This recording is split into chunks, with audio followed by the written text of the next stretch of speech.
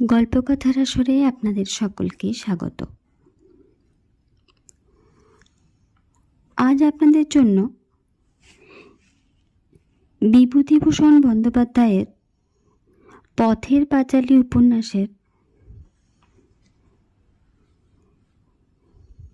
কয়েকটি অংশ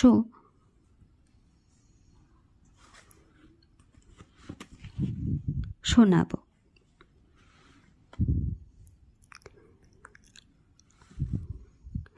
আজ তার প্রথম অংশটি।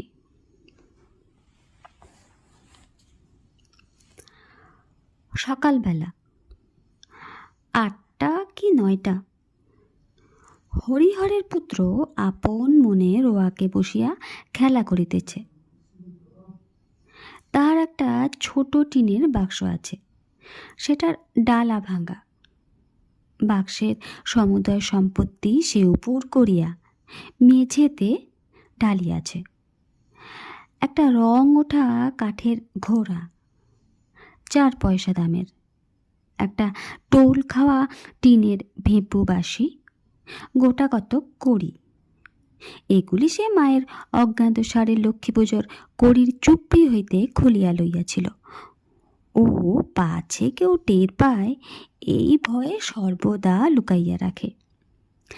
একটা 2 পয়সা দামের পিস্তল, কতগুলো শুকনো নাটা ফল। দেখিতে ভালো বলিয়া তাহার দিদি কোথা হইতে অনেকগুলি কুড়াইয়া আনিয়াছিল। কিছু তাহাকে দিয়াছে, কিছু সে নিজের পুতুলের বাক্সে রাখিয়া দিয়াছে। খান কত খাপড়ার কুচি। গঙ্গা যমুনা খেলিতে এই খাপড়াগুলি লক্ষ্য অব্যর্থ বলিয়া বিশ্বাস হওয়ায় সেইগুলি সযত্নে বাক্সে রাখিয়া দিয়াছে। এগুলি তাহার মূল্যবান সম্পত্তি। এতগুলি জিনিসের মধ্যে সবে সে টিনের বাঁশিটা কয়েকবার বাজাইয়া সেটি সম্বন্ধে বিগত কৌতূহল হইয়া তাহাকে এক পাশে রাখিয়া দিয়াছে। কাঠের ঘোড়া নাড়াচাড়া করা হইয়া গিয়াছে, সেটিও এক পাশে পিঞ্জরা পোলের আসামির ন্যায় পড়িয়া আছে। বর্তমানে সে গঙ্গা যমুনা খেলিবার খাপড়াগুলিকে হাতে লইয়া মনে মনে দাওয়ার উপর গঙ্গা যমুনার ঘর আঁকা কল্পনা করিয়া চোখ বুজিয়া খাপড়া ছুঁড়িয়া দেখিতেছে তা ঠিক হইতেছে কিনা। এমন সময়ে তাহার দিদি দুর্গা উঠানের কাঁঠাল তলা হইতে ডাকিল, অপু, ও অপু। সে এতক্ষণ বাড়ি ছিল না, কোথা হইতে এই মাত্র আসিল। তাহার স্বর একটু সতর্কতা মিশ্রিত। মানুষের গলার আওয়াজ পাইয়া অপু কলের পুতুলের মধ্যে লক্ষ্মীর চুপড়ির কড়িগুলো তাড়াতাড়ি লুকাইয়া ফেলিল। পরে বলিল, কি রে দিদি? দুর্গা হাত নাড়িয়া ডাকিল, হাই এদিকে শোন। দুর্গার বয়স 10-11 বৎসর হইল। গরম পাতলা, রং অপুর মতো অতটা ফর্সা নয়, একটু চাপা। হাতে কাচের চুড়ি, পরনে ময়লা কাপড়, মাথার চুল রুক্ষ, বাতাসে উড়িতেছে। মুখের গড়ন মন্দ নয়, অপুর মতো চোখগুলি বেশ ডাগর ডাগর। অপু রোয়াক হইতে নামিয়া কাছে গেল, বলিল, কি রে? দুর্গার হাতে একটা নারিকেলের মালা, সেটি সে নিচু করিয়া দেখাইল। কতকগুলি কচি আম কাটা। সে সরু গলায় বলিল, মা ঘাট থেকে আসেনি তো? অপু ঘাড় নাড়িয়া বলিল, দুর্গা চুপি চুপি বলিল, একটু তেল আর একটু নুন নিয়ে আসতে পারিস? আমের কুশি জারাবো। অপু আহ্লাদের সহিত বলিয়া উঠিল, কোথায় পেলি রে দিদি? দুর্গা বলিল, পল্লীদের বাগানে সিঁদুর কোটোর তলায় পড়েছিল। আন দেখি একটু তেল আর নুন। অপু দিদির দিকে চাহিয়া বলিল, তেলের ভার ছুলে মা মারবে যে, আমার কাপড় যে বাসি। তুই যা না শিগগির করে, মা আসতে এখন ঢের দেরি, খার কাচতে গিয়েছে, শিগগির যা। অপু বলিল, নারকেলের মালাটা আমায় দে, ওতে ঢেলে নিয়ে আসবো। আর তুই খিড়কির দৌড়ে গিয়ে দেখ মা আসছে কিনা। দুর্গা নিম্ন স্বরে বলিল, তেল টেল যেন মেঝেতে ঢালিস নে, সাবধানে ঢালবি, নইলে মা টের পেয়ে যাবে। তুই তো একটা হাবা ছেলে। অপু বাড়ির মধ্যে হইতে বাহির হইয়া আসিলে দুর্গা তাহার হাত হইতে মালা লইয়া আমগুলি বেশ করিয়া মাখিল, বলিল, নে হাত পাত। তুই অতগুলো খাবি দিদি? অতগুলো বুঝি হলো? এই তো, ভারী বেশি। যা, আচ্ছা নে আর দু একখানা। বাহ, দেখতে বেশ হয়েছে রে। একটা লঙ্কা আনতে পারিস? আরেকখানা দেবো তাহলে। লঙ্কা কি করে পারবো দিদি, মা যে তক্তার ওপরে রেখে দেয়, আমি যে নাগাল পাই নে। তবে থাকে, আবার ও বেলা আনবো এখন। পুটলিতে ডোবার ধারে আম গাছটায় গুটি যা ধরেছে, দুপুরে রোদে তলায় ঝরে পড়ে। দুর্গাদের বাড়ির চারিদিকেই জঙ্গল। হরিহর রায়ের জ্ঞাতি ভ্রাতা নীলমণি রায় সম্প্রতি গত বছর মারা গিয়েছেন। তার স্ত্রী পুত্র কন্যা লইয়া নিজ পিত্রালয়ে বাস করিতেছেন। কাজেই পাশের এই ভিটাও জঙ্গলাবৃত হইয়া পড়িয়া আছে। নিকটে আর কোনো লোকের বাড়ি নাই। 5 মিনিটের পথ গেলে তবে ভবন মুখুজ্জের বাড়ি। হরিহরের বাড়িটাও অনেক দিন হইয়া গেল মেরামত হয় নাই। সামনের দিকে রোয়াক ভাঙা, ফাটলে বন বিচুটির ও কালমেঘ গাছের বন গজাইয়াছে। ঘরের দোর, জালনার কবাট সব ভাঙা, নারিকেলের দড়ি দিয়া গরাদের সঙ্গে বাঁধা আছে। খিড়কির দোর ঝন্নাত করিয়া খুলিবার শব্দ হইল এবং একটু পরে সর্বজয়ার গলা শোনা গেল, দুর্গা, ও দুর্গা। দুর্গা বলিল, মা ডাকছে, যা দেখে আয়।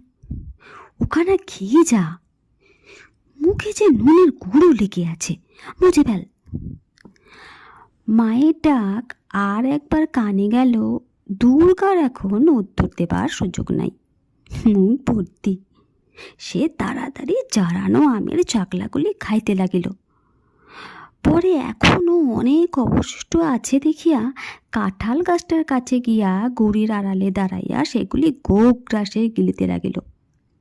অপু তাহার পাশে দাঁড়াইয়া নিজের অংশ প্রাণপণে গিলিতেছিল, কারণ চিবাইয়া খাওয়ার আর সময় নাই।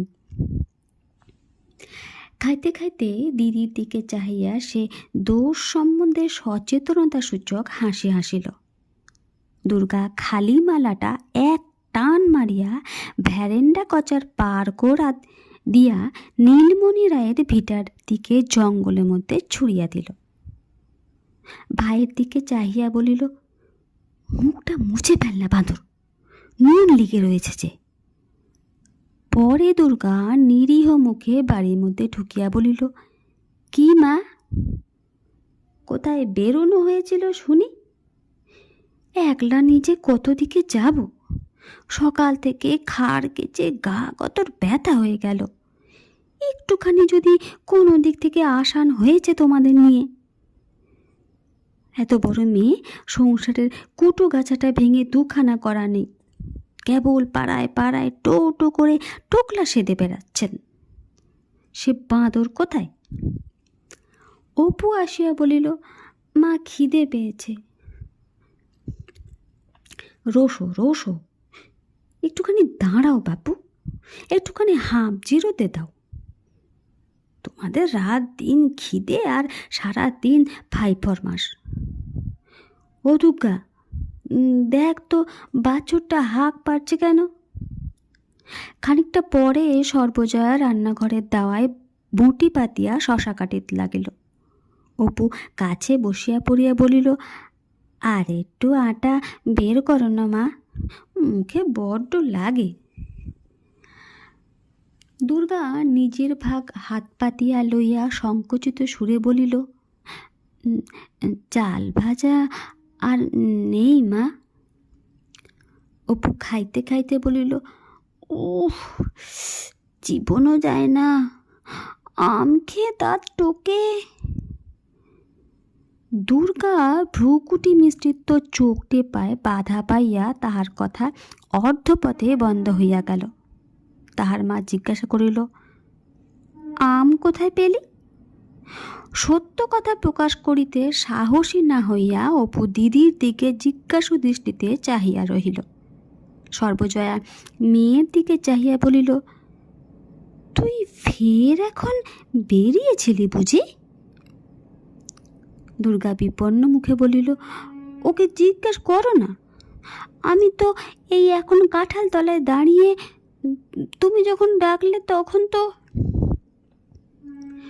স্বর্ণ গোয়ালিনী গাই দহিতে আসায় কথাটা চাপা পড়িয়া গেল। তাহার মা বলিল, যা বাছুরটা ধরগে যা, ডেকে ডেকে সারা হলো, কমলে বাছুর। ও স্বর্ণ, এত বেলা করে এলে কি বাঁচে? একটু সকাল করে না এলে এই তেপ্পর পর্যন্ত বাছুর বাঁধা। দিদির পিছনে পিছনে অপুও দুধ দোয়া দেখিতে গেল। সে বাহির উঠানে পা দিতেই দুর্গা তার পিঠে দুম করিয়া নির্ঘাত এক কিল বসাইয়া দিয়া কহিল, লক্ষ্মী ছাড়া বাঁদর। পরে মুখ ভেঙাইয়া কহিল, আম খেয়ে দাঁত টুকে গেছে, আবার কোনোদিন আম দেব, খেয়েও ছাই দেব।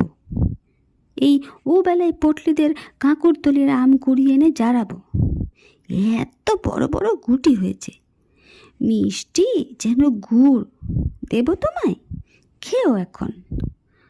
হাওয়া একটা কোথাকার, যদি এতটুকু বুদ্ধি থাকে।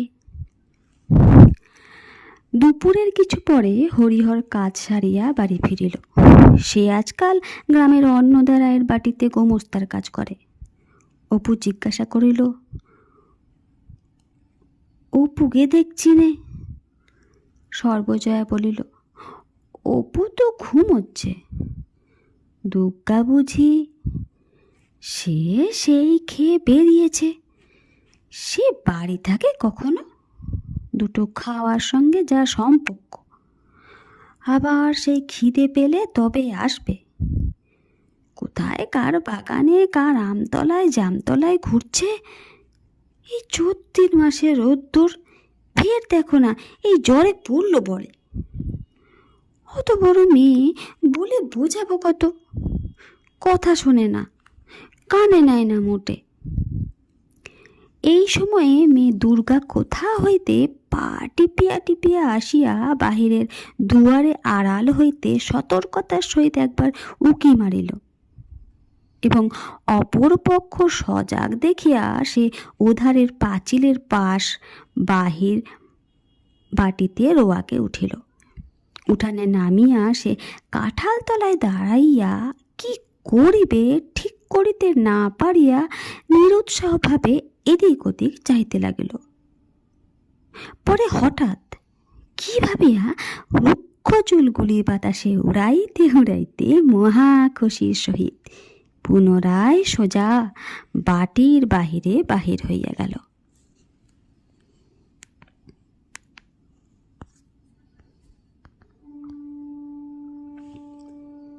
নমস্কার।